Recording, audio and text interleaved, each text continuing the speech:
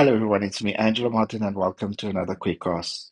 Now, this episode will be continuing on with the new features within iOS 18, specifically looking at the new apps that came with the new iOS, as well as the new features that came with the existing apps. So, guys, this is going to be a longer video than usual, and we've got a lot of ground to cover. Now, with that said, let's not waste any more time and let's get started. Now, there's been some changes made to the settings within iOS 18. Now, first of all, if you go to your profile at the top, it is now called Apple Accounts. Now, you can still access your iCloud setting within your profile. You would notice, though, that the iCloud interface looks a lot more different than from the previous iOS. Also, on top of that, you can access even your iCloud setting not only by going into your profile, but if you scroll to the bottom of your main settings, you would notice that there's the iCloud setting separate as well, which makes it easier to explain to people how to get there. Apple has also made the navigational side of the settings easier by separating the app settings from your main settings of your device. So if I go to my apps, this will show all of my different app settings. And like my apps library, I can navigate by tapping on the letter associated to the name of my apps, which will guide me to those apps settings as well. Another awesome feature that's been added on is the fact that we can apply an accessibility setting per the app. In other words, if I wanted to change the text size, change the transparency, and so on, I can do it generally by going to my accessibility, go to display and text size, and make those changes here. However, if I decide not to make the changes as a general change and I only want to make the change per the app, I can do that by going to the per app settings. And in the per app settings, you can see that I've already applied it to my mail. But say now, for instance, I want to apply it to another app, I can tap on add app. And let me see if I want to apply it, say, to my calendar. And so if I now select my calendar, I can change my text size to be bold. I can reduce my transparency. And there are so many other accessibility features that I can utilize. Now, keep this in mind. Whatever you utilize will only be applied to the app selected. If you made a mistake and applied the wrong apps and you want to clear it off, you can simply just swipe or delete it. Or even just if you just wanted to show someone, like I wanted to show you guys, but I don't want to apply that setting, I can just swipe and delete it as well. So let's look at the newest apps that's been added to the iOS 18. So Apple has taken the password settings and made it into a password app. Now, this makes it much easier to access all of my passwords. And because the passwords app, it even makes it easier to set up shared groups by just going to new group, adding my people onto it like I have here, made a family group, and I can just easily add in my passwords to be shared with that family group by just tapping on the plus, tap on the move passwords to group, which will take me into my passwords library. And in my passwords library, I can just select the password that I want to move, tap on move, and there we go. It's now shared. And say, for instance, if I want to remove that password, I can just swipe from right to left and tap on delete, and that will then remove that password out of the list for my shared group. Now, another new feature that's been introduced with the passwords is the fact that we can go into our history of our Wi-Fi connection points or our SSIDs. And if we want to share the connection with another person that's maybe coming into that network, you can go into the network and just tap on show network QR code. They zap it, they are on, and that's how easy it is. Just tap on done. And then now another awesome app that's been introduced with iOS 18 is the Journal app. And I must say, I'm really enjoying this app.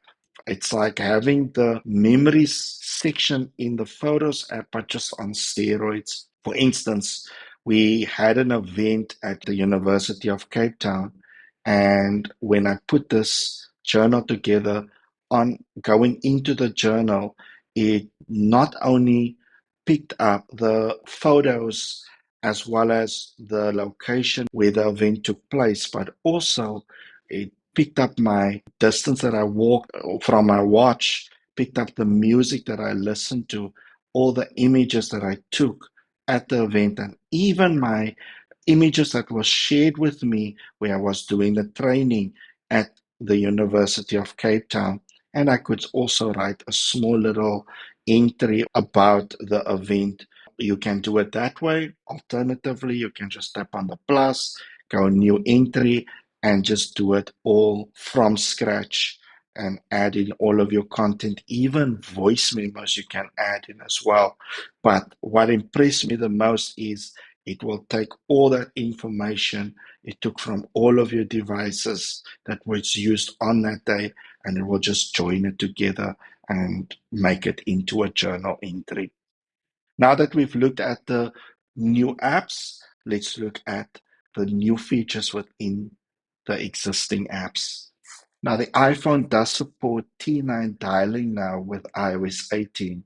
So if you go to your phone app and you go to your keypad, you would notice that there are letters under each of your numbers. So if you want to access somebody's contact quickly within your contacts, you can simply just type in the number that's associated with that letter. In other words, if I want to contact my gate at home, which is known as main gate, I can just type in 6, 2, 4, and 6 again, and there you can see it comes up with main gate.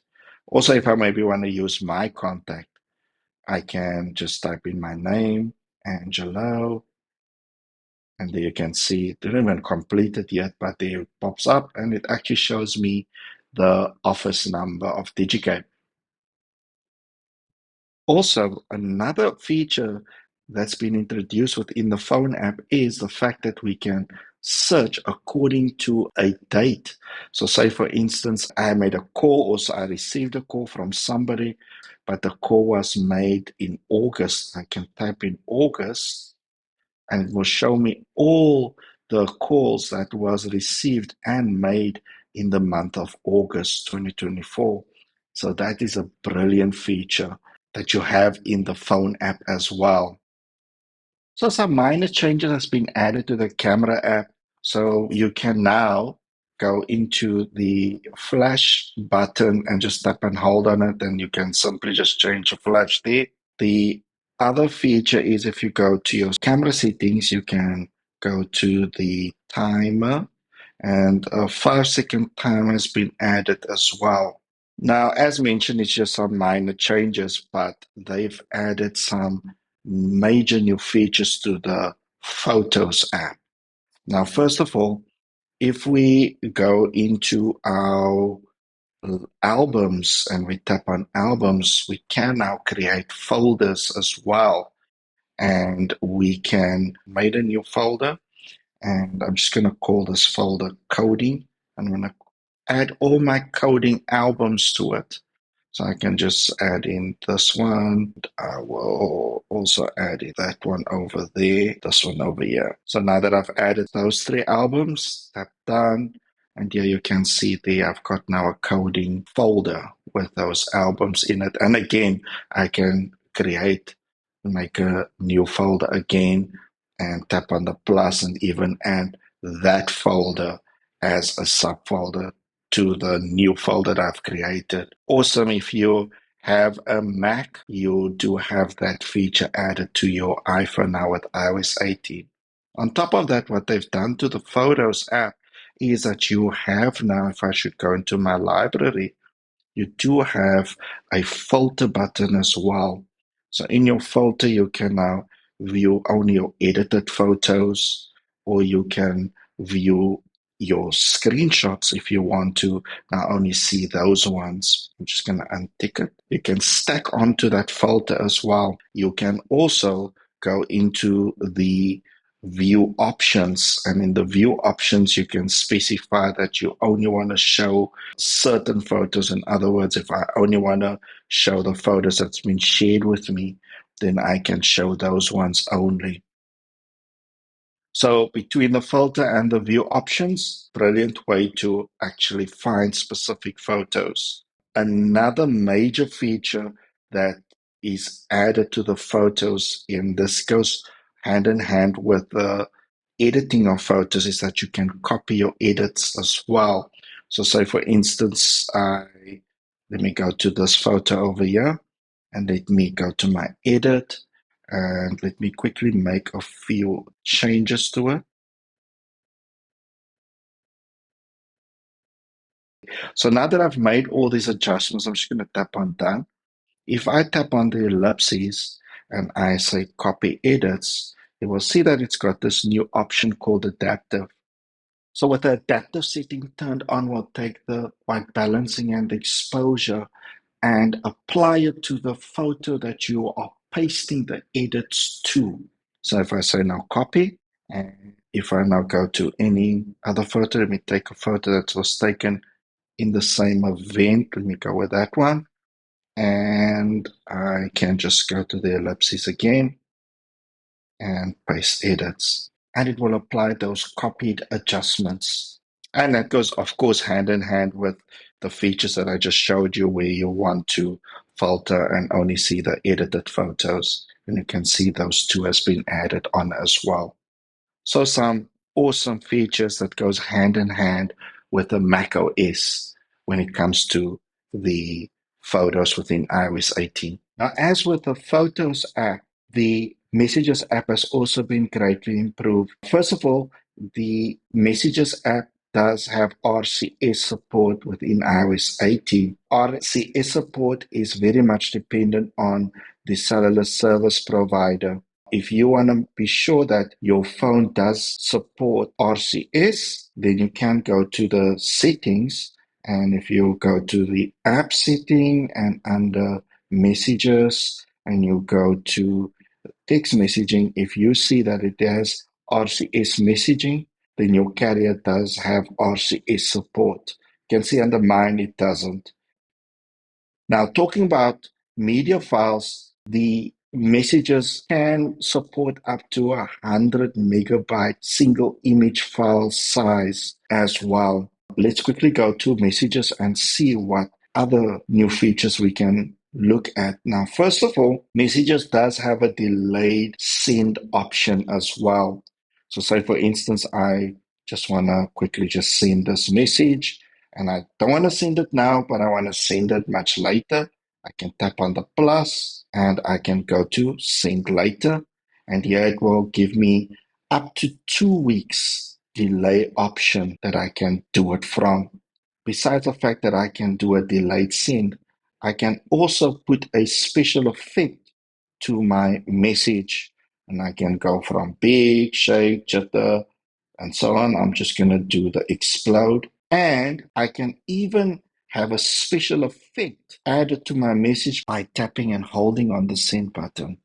And I can go with these options, but I also have the screen option where I can go test, and you can see there are different options here, spotlight on it. I can go with the balloons and so on. So different effects that we can apply. Now, besides that, we also have some awesome tap back features. Tap back onto this one.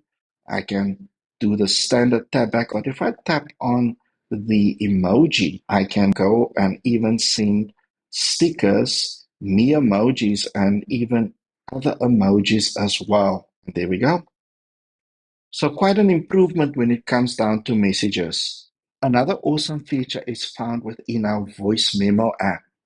Now, this makes it possible for us to make a recording and also have a transcription of that recording. So if I should now just make a quick recording to show you guys how this will be transcribed at the same time. So if I stop it and I tap on the ellipses, and I see there is now view transcript. And here you can see it gives me the transcription with the recording as well.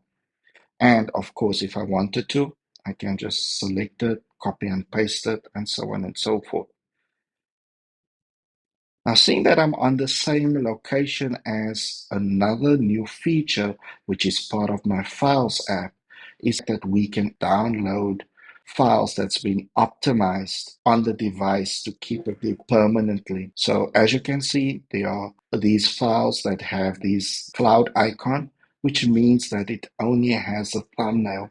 Now, at the moment, I'm online, but say if I'm not online, then I wouldn't be able to access those files. But now with iOS 18, I can choose to keep the files on my device fully downloaded permanently. And to do that, I can just tap hold on the file and it gives me now the option to say there, keep downloaded. Now on doing that, it will download the file and you'll see that the badge has changed to a downwards arrow, which means that it's now fully downloaded and will keep it on the device. If I want to clear up space as those files are taking up storage on the device, I can tap hold on the file again, and this time around I just untick keep downloaded, and it will now become again an optimized file where it will only have the thumbnail stored on the device, but I can only access it when I'm online.